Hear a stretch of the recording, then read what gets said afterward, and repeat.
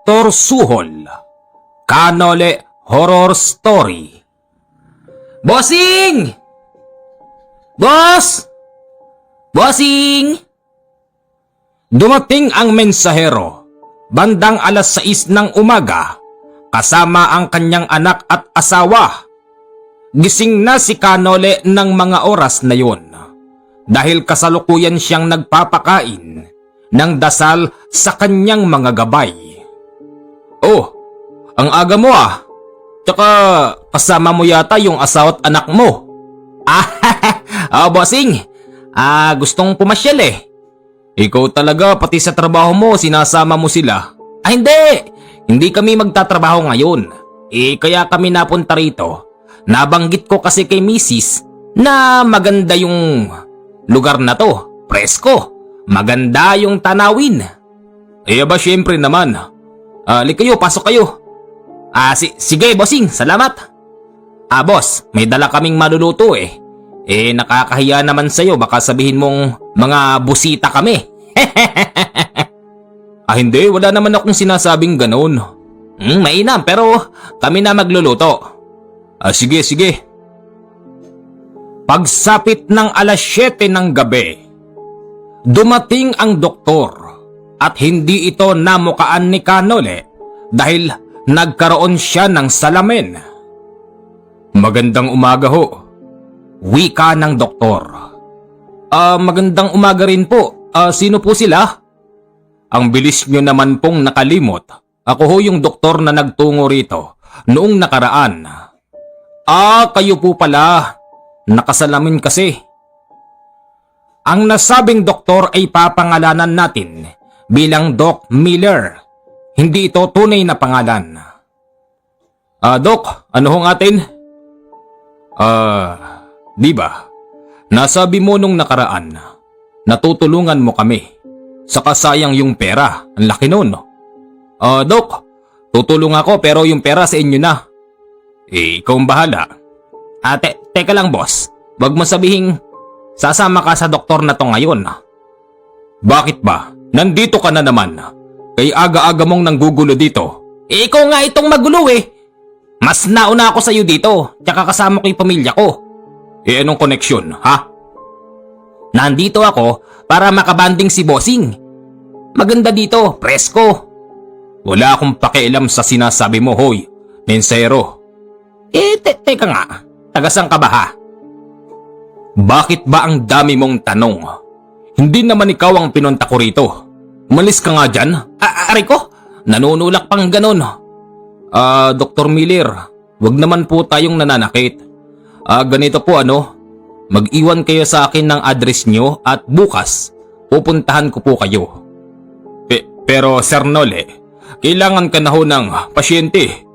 Hindi nga pwede muna. Bakit, mamamatay na ba yon? Teka nga sandali, kanina ka pa eh. Sobra na ito eh. Subukan mo. Tama na yan. Tigil nyo na yan. Dok, ako na nagsasabi sa'yo na bukas pupunta kami doon. Wag lang ngayon. Mas malakas ako kay boss kesa sa'yo. Sige. Nauna ka lang ng konti eh. Pero kung ako nauna, mapapahiya ka mensahero. Tama na yan, Doc Miller. Sige na. Sige. Ito ang address ko. Kunin mo. Puntahan mo ako Oo, Doc. Sige ho. Kinahapunan, naitanong ng mensahero kung pwede bang sumama siya sa lakad ni Kanole. Pero hindi siya pinayagan dahil delikado ang kanyang lakad. Mahirap kasi baka tumalbog pa sa kanya yung nanggugulo sa pasyente, baka pati siya madamay. Tao po, magandang umaga po. Sigaw ni Kanole sa labas ng isang magandang bahay. Magandang umaga din ho.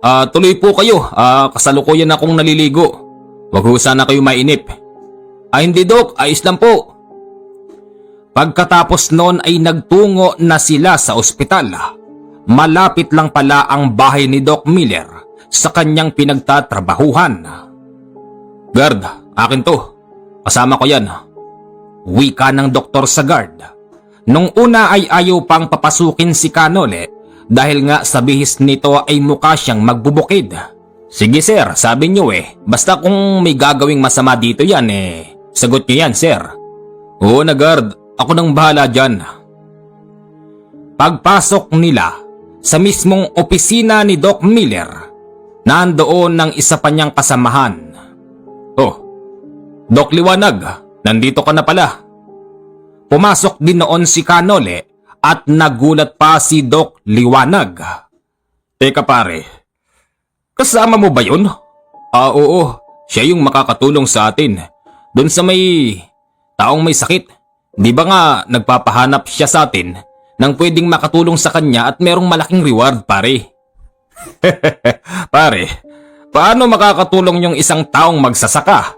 Oy, anong pangalan mo? Nole. Nole pangalan pa lang halatang weirdo na. Hindi naman. Kahit na inaasar si Canole ni Doc Liwanag, hindi naman siya naiinis, bagkos ay tinatawanan niya lang ito. May tanong ka lang sa'yo, Nole. Sigurado bang makakatulong ka sa problema namin? Kung kami ngang mga doktor walang magawa ikaw pa kayang isang magsasaka lang. Ano bang specialty mo ha? Isa akong albularyo. Albularyo?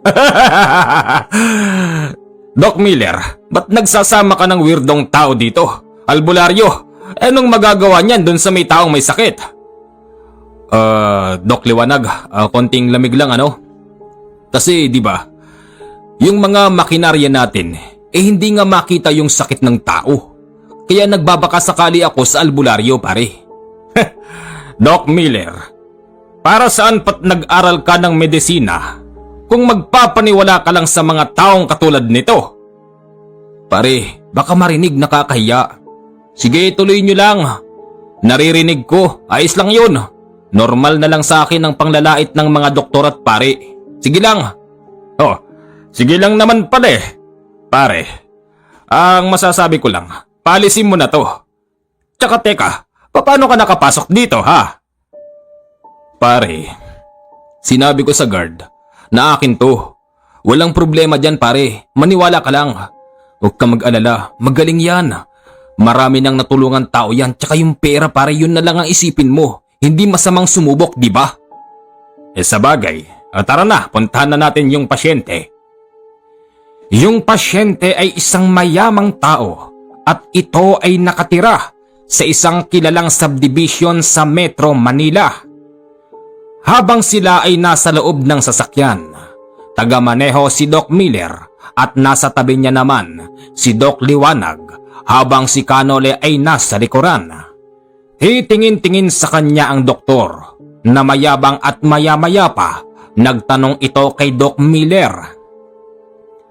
Doc Miller, ikaw ba yung mabaho? Hindi hindi ako yun. Hindi, amoy langis. Wag na ho kayong magtalo, amoy langis ba? Ito yun yung nasa bag ko. Ano ba naman yan? Napakabaho! Itapon mo nga yan, ang sakit-sakit sa dibdib. Doc Liwanag, meron ka kasing problema sa baga. Ano? Paano mo nalaman? Sabi ko naman sa'yo, Doc Liwanag, mabait yan, magaling yan. Marunong yan magbasa ng isipan ng tao. Kalokohan. Sige nga, kung nababasa mo yung isip ko, hoy. Nole, kung nababasa mo yung isip ko, sabihin mo sa akin, anong tumatakbo sa isip ko ngayon? Mawalang galang na, Doc Liwanag, Sigurado ka? Kailangan ko pang sabihin yung nakikita ko sa isip mo? Magaling ka diba? Sige nga, sabihin mo sa akin. Sige, sasabihin ko. Doc Miller, ano yun? Huwag kang magugulat sige, makikinig lang ako. Ang nasa isip ni Doc Liwanag, gustong-gusto niyang makuha yung pera na reward ng taong may sakit. Basta sa hindi gantong paraan. Saka alam mo ba na yung taong yan sabik na sabik ng mahigitan ka? Mahigitan ka sa karunungan, sa yaman, at sa lahat. Naiinggit sa'yo ang taong yan. Ano? Doc Liwanag, totoo ba yun? Aba hindi! Hindi totoo yun! O ikaw, anong sinasabi mo? Bumaba ka nga dito? Teka lang, sandali. Huwag mo siyang pabababain. Sasakyan ko to eh. Mabuti pa manahimik ka na lang, Doc Liwanag. Aminin mo o hindi, yun ang totoo, di ba?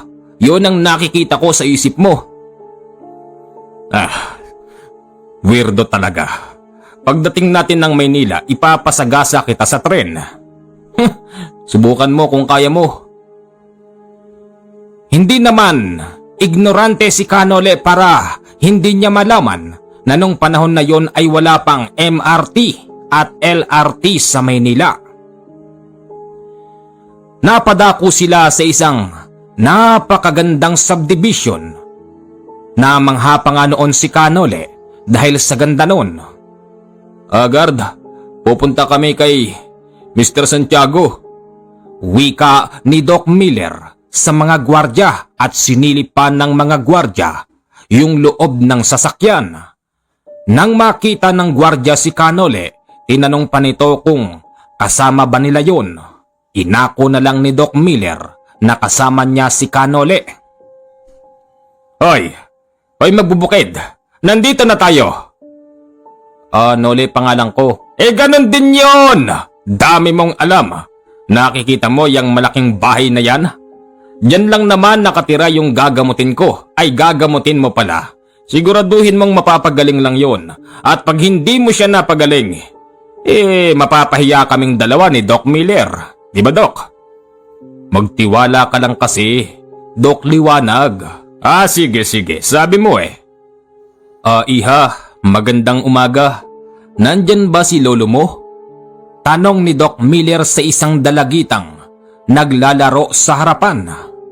Magandang umaga rin po, Doc. Kayo po pala? Oo. Dadalawin sana namin siya. Sige po, Doc. Pasok po kayo.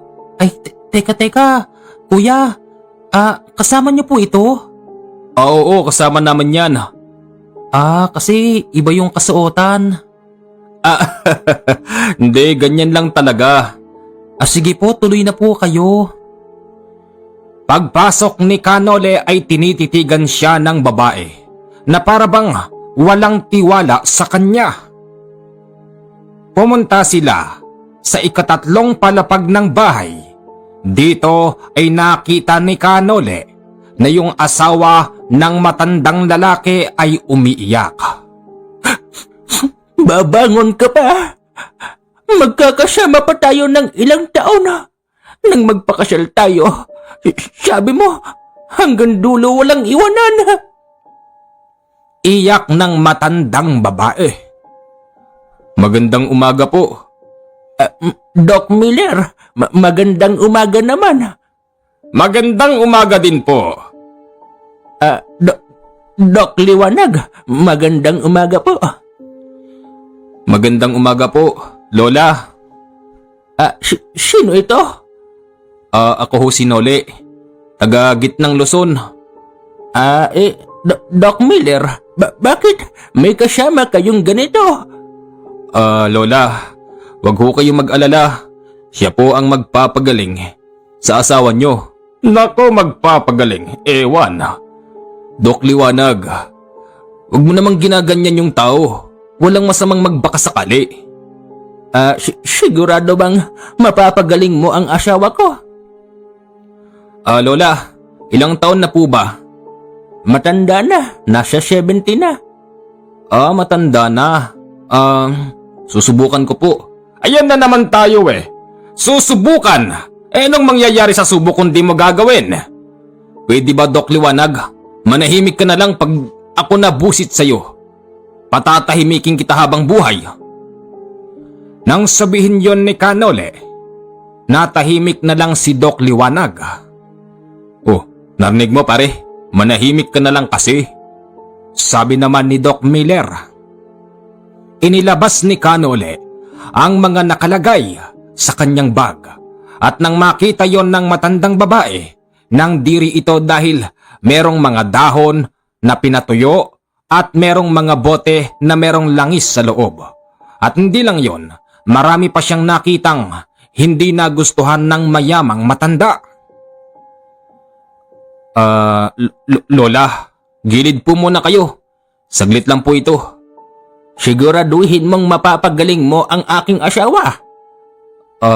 Opo.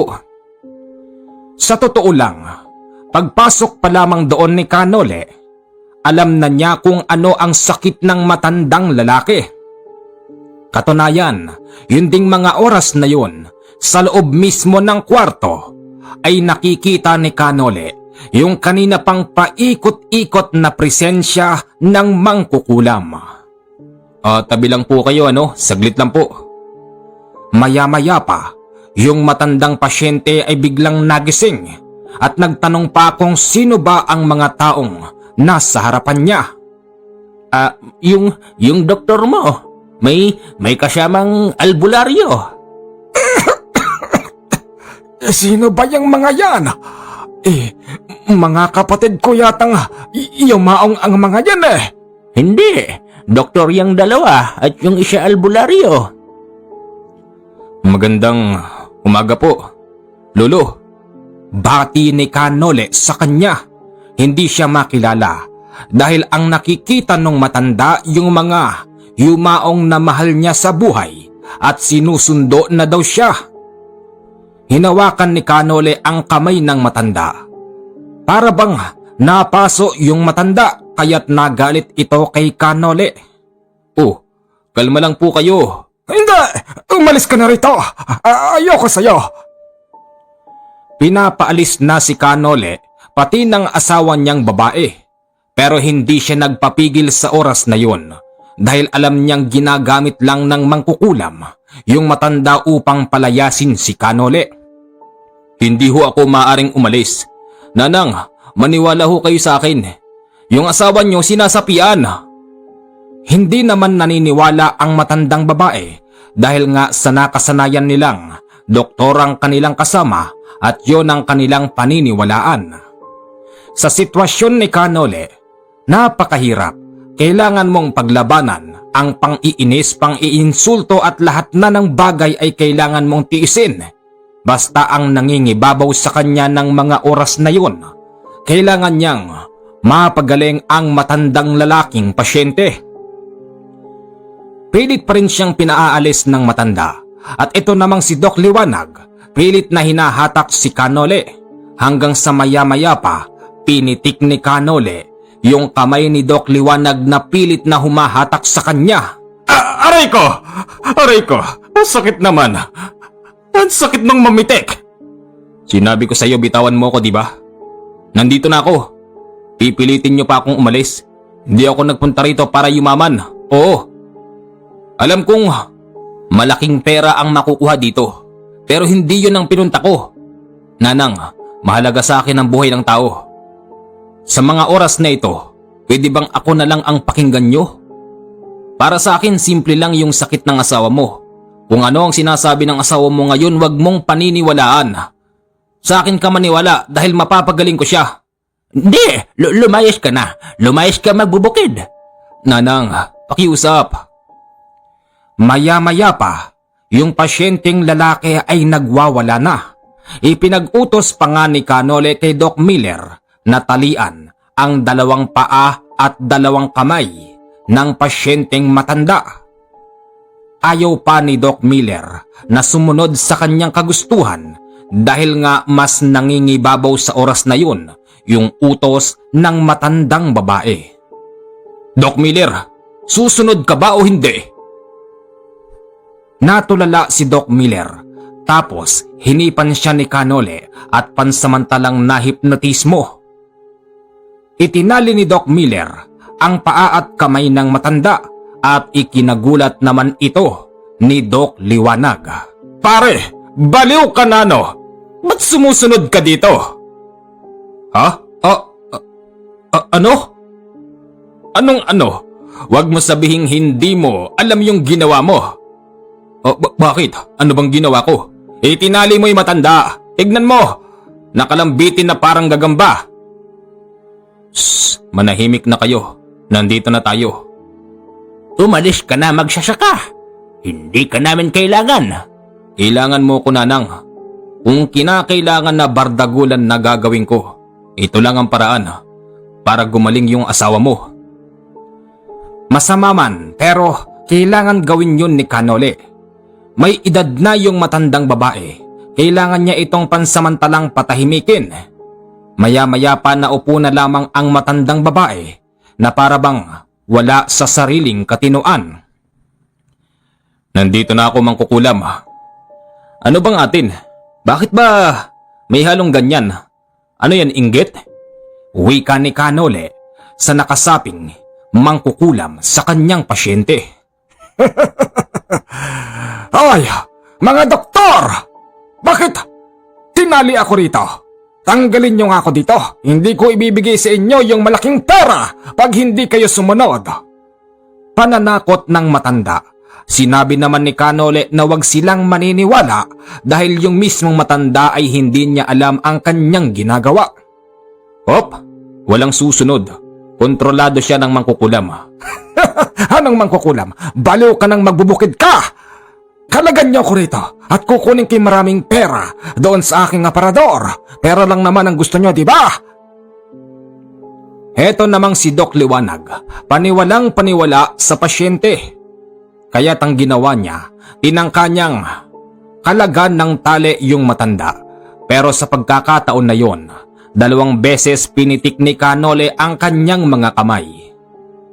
Isang pitik ko pa dyan, putol na yung kamay mo. Aray ko, anong klaseng tao ka? Tao pa rin ako. Ang kaibahan natin, ikaw demonyo. Anong sabi mo? Manahimik ka na, mas lalo lang tayong tumatagal dito. Maya-maya pa, yung pasyente ay biglang naglalaway at kitang-kita ni Doc Miller kung paano ito lumutang habang nakatali. Napipigil lang ang kanyang paglutang kapag sumasagad na yung haba ng tali at yung matandang babae naman na wala pa sa katinoan, ibinalik na ni Kanole ang kanyang wisyo at kitang-kita niya ang nangyayari sa kanyang asawa. Anong nangyayari? Bakit lumulutang ang asawa ko? Yan na'y sinasabi ko, Nanang, na yung asawa mo ay kinukulam. Kahit saang ospital pa kayo magpunta, kahit sa Amerika pa, hindi yan makikita ng mga makinarya. Manood na lang po kayo kung paano ko tatalunin yung sumasapi sa asawa nyo. Anong sumasabi ang sinasabi mo? Ha? Ako pa rin ito! Hindi na ikaw yan! Nang hipan ni Kanole, yung pasyente ay bigla itong bumagsak sa kanyang kama. Matapos nun, nakatulog ng panandalian ang matanda. Makalipas ang 2 minuto, nagising ang matanda at pulang-pula ang mata. Kakausapin lang kita. Sino ka ba? At anong dahilan? Bakit mo ginagawa ang mga bagay na ito? Hindi ka ba natatakot sa itaas, ha? Tao ka pa rin. Alam kong naniniwala ka sa kanya. Anong sabi mo? Oh, kita nyo na? Nagbago yung boses. Nang magbago ang boses ng pasyenteng lalaki, nagulantang ang kanyang asawang babae. Hindi siya makapaniwala na meron pala talagang mga ganon. Yeah! Pakawalan mo ko dito! Hindi kita pakakawalan hanggat hindi mo sinasabi kung sino ka. Bakit? Pag nalaman mo, kaya mo ba akong patayin? At bakit naman hindi? Alam mo bang mahalaga sa akin ang buhay ng tao? Katulad ng sinabi ko, kahit namang kukulam ka, tao ka pa rin. Kung sabihin ko sa'yong, kaya ko to ginagawa nang dahil sa pera. Katulad na lang ng 2 doktor na yan. Mga mukha silang pera. Sa totoo lang, wala naman silang magagawa eh. Kaya nga, etong si Dr. Miller ay lumapit sa'yo. Di ba? Ganon. Sa bagay, nangingibabaw na talaga ang kademonyohan ng pera, nalikha ng dyablo, na minsan ay inaakala nating biyaya pa ng Ama. Nanang, narinig mo? Pera daw ang dahilan? Sino ka ba? Ano bang kasalanan namin sa'yo? Bakit mo ginagawa ang mga ito? Matandang mayaman na malapit nang mamatay. Alam mo bang, kaya ako ito ginagawa dahil binayaran ako ng napakadaming pera. Sino? Sino ang nagbayad sa'yo? Habang nasa kalagitnaan sila ng pagtatanong sa nakasapi, yung isang anak-anakan nila ay biglang pumasok. May bitbit itong baril. Sino itong taong ito? Bakit nagpapapasok kayo ng mga magsasaka dito? Wika nun. Pinigil naman ni Doc Miller yung lalaking nagwawala dahil itinututok nito kay Canole ang kanyang mahabang shotgun. Doc Miller, bitawan mo. Hayaan mo't kakausapin ko. Ayan! Ayan na ang totoo! Sige, mag-away kayo. Manonood ako kung paano mo papatayin ang taong yan. Kung inaakala mong papatayin ko siya, pues diyan ka nagkakamali. Sino itong taong ito? Hoy, bakit nakapasok ka rito magnanakaw na magbubukid? Kalma lang ano? Bakit ka ba nagagalit? Nakita mong ginagamot ko yung matanda. Wala akong pakialam kung manggagamot ka, lumabas ka rito. Kung hindi, tatawag ako ng pulis. Sige, tumawag ka ng pulis. Nang makita mo ikaw ang arestuhin. Lisensyado ba yan? Ha? Ito? O ano? Di ka makakibono. Sige, putok mo. Hinahamon kita. Hinahamon ni Canole ang lalaki. At sa mga oras na yon ay naintindihan na ni Canole na siya ang may kasalanan kung bakit kinukulam ang matandang lalaki. Dahil sa pinag-aagawang mana, dahil nga sa ampun lang yun, wala siyang mana kahit na piso. Nang dahil doon pinapapatay niya ang matanda at nang sa ganon mautakan niya yung mga lehitimong anak ng matandang pasyente. Ibinunyag yun ni Canole sa harapan ng matandang babae ni hindi ito makapaniwala. Nagalit ang matandang babae sa lalaking may hawak na baril. Pinagsasampal niya ito kaliwat kanan. May pagkakataon pa ngang kakalabitin ng lalaking yun ang gatilyo ng shotgun upang tamaan ang matandang babae. Pero sa mga oras na yun, pinipigil ni Canole ang pagkalabit ng kanyang kamay sa gatilyo ng shotgun. Papatayin kita, matanda ka! Wika nito. Sige, tignan natin kung makakalabit mo. Si Doc Liwanag at si Doc Miller ay pumipigil na rin sa lalaking may baril, habang yung pasyenteng sinasapian ay patuloy sa pagtawa na animoy kontrolado niya ang nangyayari. Papatayin kita! Akin ang lahat ng mana! Wika pa nito.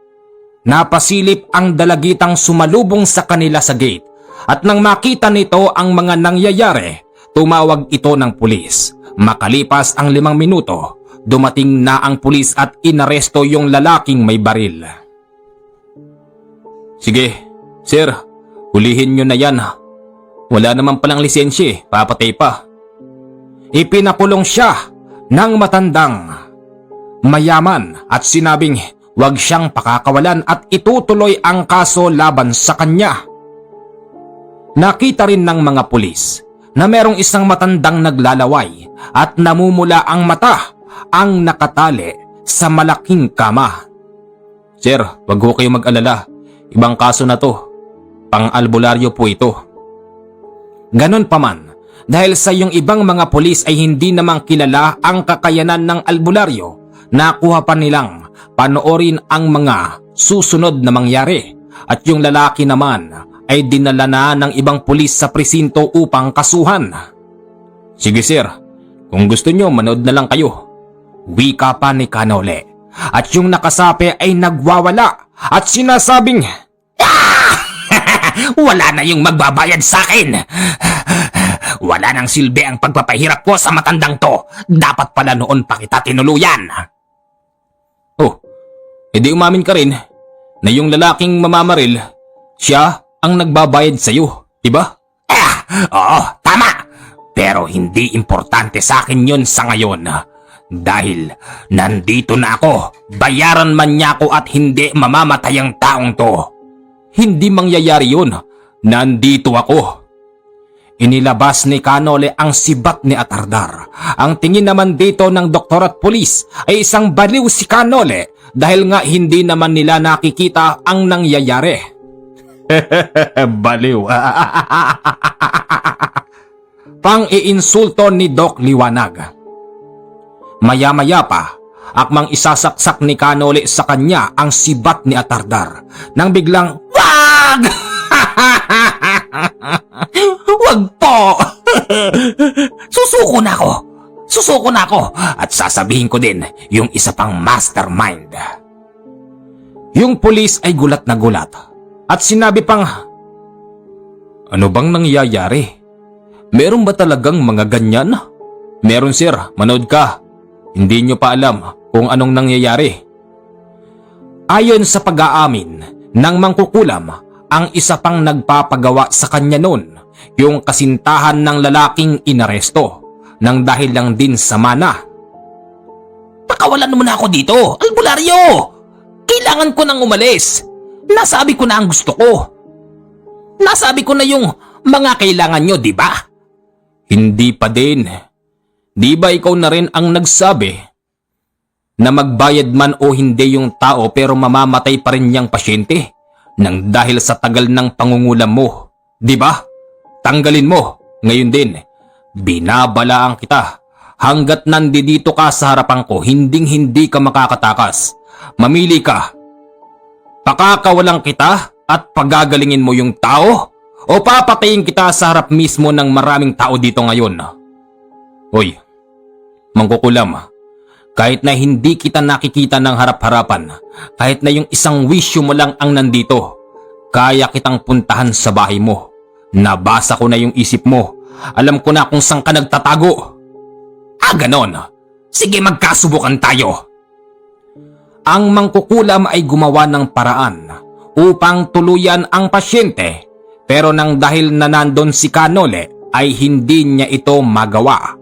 Agad na nakokontra ni Canole ang pinapakawalan nitong itim na mahika upang mamatay na ang matandang pasyente. Hindi mo ko kaya. Yan ang tandaan mo! Wika ni Canole at agad niya itong ginilitan. Yung gilit na isa pa lamang sa wisyo ang pwedeng mamatay. Pero yung mismong katawan niya ay nanghihina pa lang ng mga oras na yun at maaari pa itong bumangon. Tapos na. Doc Miller. Oh, Sir Nole, ano na? Wala na yung nakasapi. Tanggal na rin yung mga nilagay niyang pako sa loob ng katawan ng tao. Alis ako. Pwede bang pakihatid mo ko? Saan ho tayo pupunta? Ihatid mo ko ngayon. Sa sakayan ng eroplano. Bilhan mo ko ng tiket at pupuntahan ko yung taong gumagawa nito. Taga Iloilo siya. Sige na. Napasunod naman ni Canole si Doc Miller nang dahil dito yung araw na yon ay napatungo siya sa Iloilo. Hapon na nang makarating doon si Canole. Hindi niya alam ang eksaktong lugar. Umaasa lang siya sa sinasabi ng kanyang gabay kung saan ba matatagpuan ng mangkukulam. Heto ka. Akala mo makapagtatago ka sa gitna ng kagubatan? Wika ni Canole. Pumasok si Canole sa loob ng bahay. Nang walang ano-ano'y, sinalubong siya ng mga putok ng baril. Natigilan siya ng mga oras na yon dahil hindi niya lubos akalain na meron palang mamamaril sa kanya. Sinarangga itong lahat ni Canole at nagulat pa ang mga yon dahil pagkaubos ng kanilang mga bala, si Canole ay matikas pa ring nakatayo. Ano? Ubus na? Sige pa! Parang langgam eh! Wika ni Canole sa kanila. Ang namamaril pala kay Canole, yung mga alalay ng mangkukulam. Dalawang lalaki yon, isang payat at isang napakataba. Nilapitan ni Canole, yung isa, hinampas siya ng baril sa ulo. Maniwala kayo o hindi, yung hinampas sa kanyang baril na mahaba ay naputol yung dulo. sa dugtungan ng kahoy at bakal. Sarap ah. Dinagukan ni Kanole yung lalaking mataba nang dahil dito bumulagta ito sa lupa at yung lalaking payat naman akmang sasaksakin si Kanole nang mapigil niya ang baraso nun at dere-deretsyong tumarak sa dibdib ng lalaking payat yung hawak niyang kutsilyo. Anong ginawa mo sa kanila? Wika ng lalaking payat. Yung isang payat, pinatay ko na. Sa kanya napunta yung kutsilyo niya. At yung isa naman, pinatulog ko lang. Ano? Nandito na ako. Yabang-yabang mo kanina habang nakasabi ka sa matanda. Ituloy na natin dito. Eto tali. Wala rin naman palang silbi kahit hindi ka bayaran. Papatayin mo rin yung matanda. Buti na lang. Nandun ako. Dahil kung hindi, malamang yung mga pako ilalo mong dinagdagan. Wag! Wag po! Anong wag po, ha? Halika nga rito. Nagtakbuhan pa silang dalawa. Nag-ikutan sila sa bahay ng mangkukulam. At nang biglang mapagawi si Kanole sa malaking puno, dito niya napansin na yung malaking puno ay tinitirhan ng isang kulay itim na kapre. Napatingala siya doon at nakita niyang nakatingin ito sa kanya. Huwag kang makikialam. Meron din akong kaibigan na kapre. Tatawagin ko siya sa oras na manggulo ka rito. Wika ni Kanole at yung kapre ay biglang nawala. O ikaw, huwag ka nang tumakbo. Pinapagod mo ko eh. Alam mo bang galing pa ako sa gitnang Luzon? Pumunta pa ako sa napakayaman na subdivision para gamutin yung ginugulo mo. Ngayon, nandito ako sa Iloilo. Papatayin kita. Halika rito! Takot na takot sa kanya ang mangkukulam. Nang dahil doon, pumasok ito sa loob. Maya-maya pa, may kung ano-anong nakasabit sa katawan ng mangkukulam na animoy pangontra ito laban kay Kanole. Makikita mo sa kanyang dibdib ay may nakasabit na 2 bungo ng aso. Tapos sa kanyang likuran ay merong butas-butas na sako. Ano yan?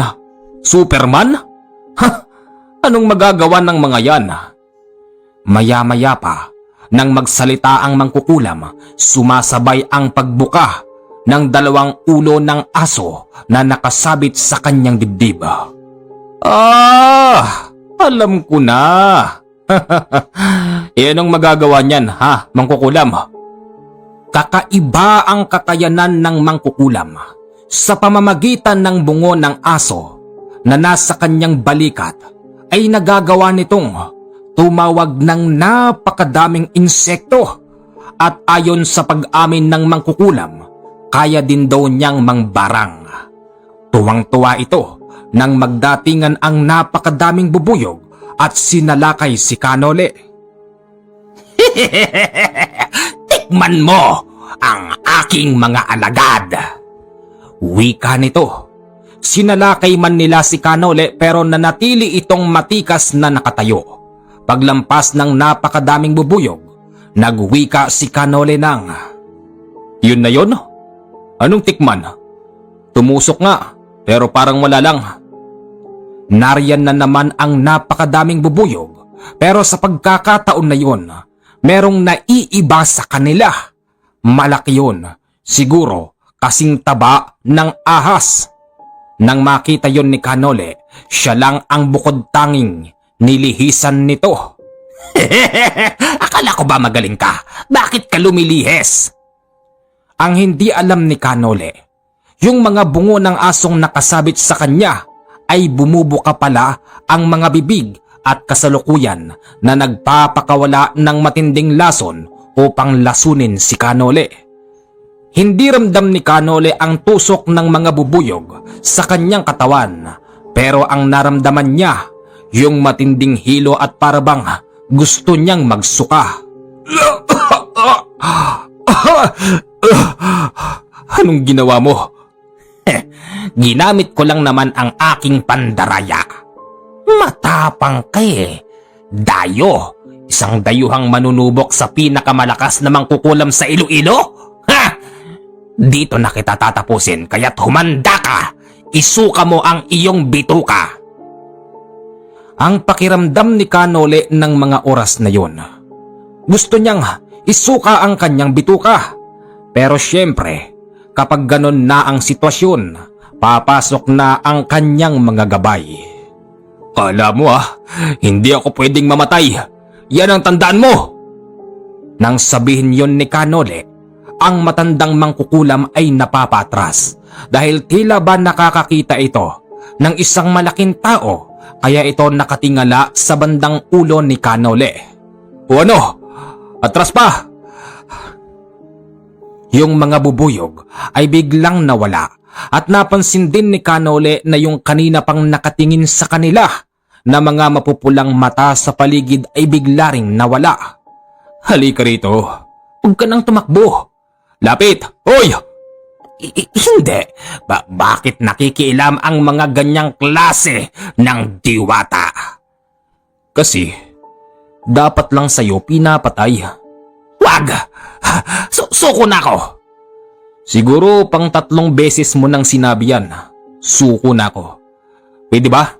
Ibaba mo yung mga nakasabit na bungo sa'yo. Ibaba mo. 1, 2, 4, 7! Hindi pa man nakakabilang si Kanole ng 10, ibinabana ng mangkukulam yung nakasabit na bungo sa kanyang dibdib. Wala na! Wala na! Ikaw ba talaga yung pinakamalakas na mangkukulam dito sa Iloilo? Oo, at napahanga mo ko. Magaling kang maglinlang. Ngayon, wala ka ng gamit. Halika rito, lumapit ka. Bakit? Lumapit ka. Huwag mong tatapakan yung bungo. Oo, nariyan na. Paglapit nito kay Kanole, nang dahil sa mahaba ang buhok nun, hinawakan ni Kanole ang kanyang buhok at agad na isinalpak sa malaking puno, kaya't yung muka ng mangkukulam ay biglang nagkaroon ng napakadaming dugo. At yung mga ulo naman ng aso, kinuha ito ni Kanole at hinampas ng 2 beses sa kanyang likuran. Nagmamakaawa na ang mangkukulam at meron pa itong inuusal. Usal na pantawag sa kanyang mga kalahi upang siya ay tulungan sa mga oras na yon. Sige! Tuwagin mo! Lahatin mo! Lahatin mo lahat ng mangkukulam dito sa Iloilo. Sabihin mo tulungan ka. Nandito ako. Papatayin ko kayong lahat. Ganon pa man, walang dumating na maski na isa sa kanyang mga kalahi dahil tila ba nararamdaman ng mga yon kung ano ang kayang gawin ni Kanole sa kanila. O nasan na? Akala ko ba tumatawag ka ng kalahi mo? Ano na? Hindi nagtagal, si Doc Miller at si Doc Liwanag ay dumarating. Oh, mga doktor, anong ginagawa nyo rito? Paano nyo ako nasundan? Hindi na importante yon. Ang gusto lang naming sabihin sa'yo, magaling na yung matanda at hawak na namin yung pera. Pera, sa'yo na yan. Di ko kailangan yan. Huwag mo kong suhulan. Tama nga yung sinabi ng mensahero ko. Dapat ang pangalan mo, Dr. Suhol. Ha? Huwag ka munang makialam. Meron akong kalaban. Lumayo kayo. Dalian nyo!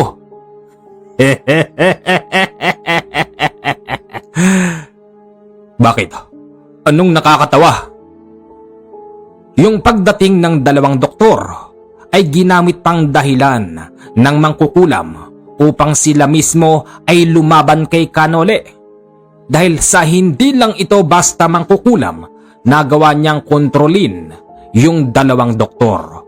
Binitawan ng 2 doktor yung napakaraming pera. Maya-maya pa, si Doc Miller ay kumukuha ng isang matigas na bagay at hinampas kay Kanole. Dok, sinabi ko sa inyo lumayo na kayo. Wika pa ni Kanole pero para bang wala siyang naririnig. Maya-maya pa, si Doc Liwanag naman ang kumuha ng kahoy at walang tigil na hinampas sa kung saang katawan ni Kanole. Mapipilitan akong saktang kayo kahit na alam kong wala kayo sa tamang wisyo. Umihip si Kanole sa kanyang mga palad at magkabilang itinapat sa 2 doktor. nang dahil doon parehas silang nawalan ng malay. Hoy mangkukulam, tama na panghihipnotismo. Anong akala mo? Ikaw lang ang kayang gumawa nun? Pinulot ni Canole yung malaking kahoy na hinampas sa kanya ni Doc Miller at hinampas niya rin sa ulo ng mangkukulam. Tama na. Tama na. Hindi ako titigil. Sa pagkakataon na ito, hindi kita titirhan ng awa at buhay. Ganon pa man, kahit na sinasabi ni Canole ang mga salitang yun, nangingibabaw pa rin sa kanya ang awa lalong-lalo na matanda na ang taong yun.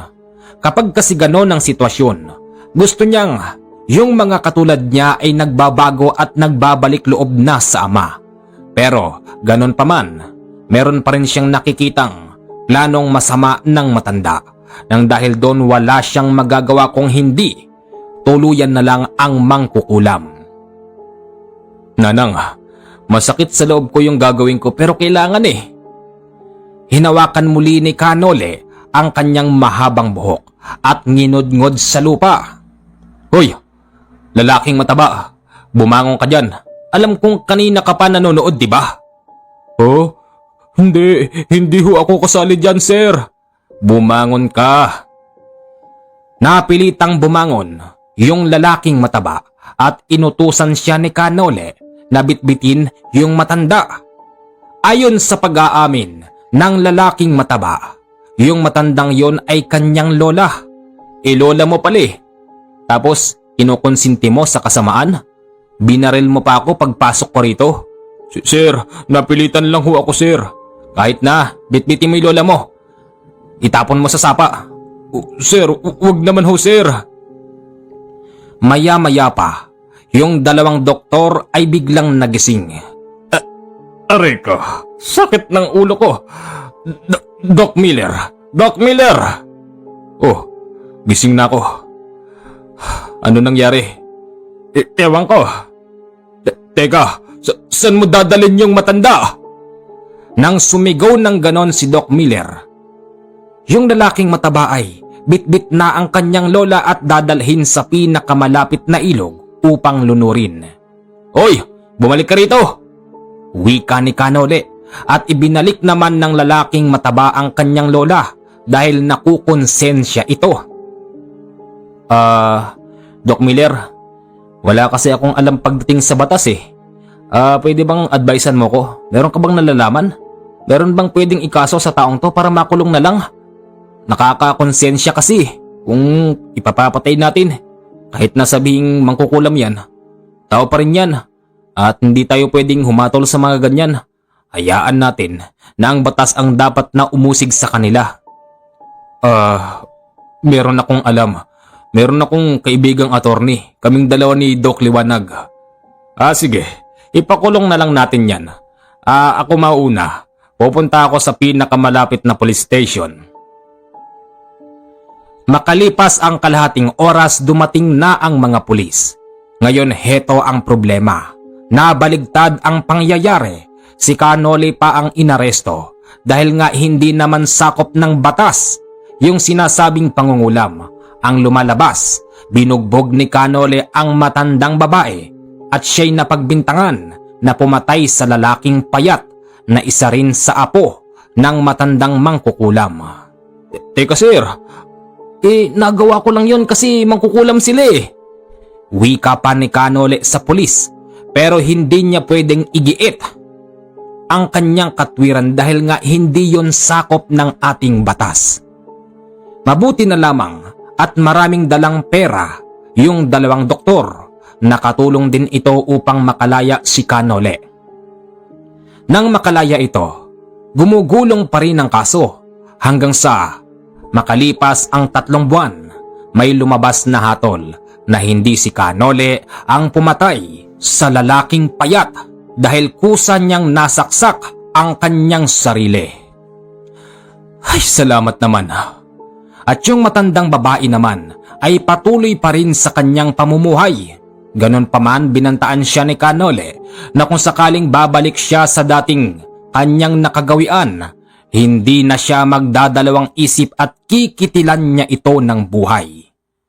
Yung pasyente niyang taga Maynila, nang dahil sa napagaling sila ni Canole, mula noon ay naniwala na sila na tunay palang merong mangkukulam, na tunay palang merong albularyo na pwedeng lumaban sa kanila. Hindi porket maganda ang kanilang pamumuhay, tunay na tao na lamang ang kanilang pakikisamahan, nang dahil doon natuto rin silang umiwas sa ibang tao. Yun namang nagpakulam, nakulong na ito at nasintensyahan, habang yung dalawang doktor ay tuwang-tuwa dahil sa napakadaming perang kanilang nakamit. Pinapartihan nila si Canole pero hindi niya ito tinanggap. Sa inyo na po yan. At kung meron mang ganyang klase ng sakit uli na ilalapit sa inyo at hindi nyo kayang gamutin, alam mo naman yung bahay ko, Doc Miller, di ba?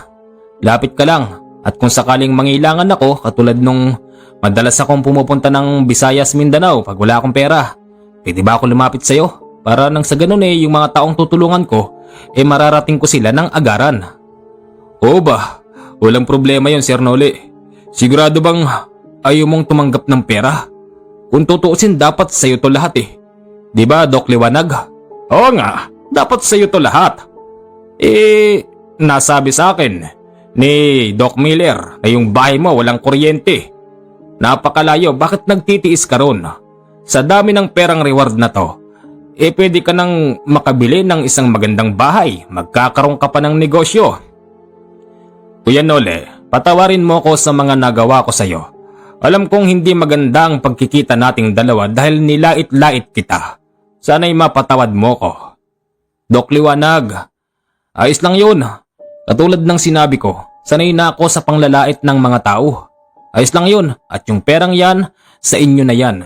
Ito ang tandaan nyo, dahil reward yan sa atin ng napagaling natin.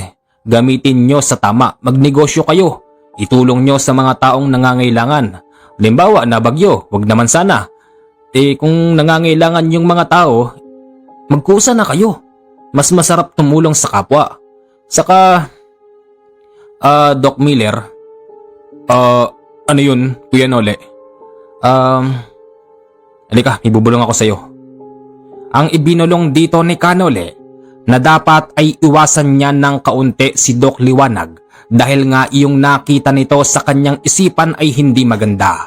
Siya ay traidor na kaibigan. Tandaan mo yung sinabi ko na yan Doc Miller? Sige. Doc Liwanag, ano yan? Ayos na ba sa iyo yung pera mo? Okay na to, marami na to.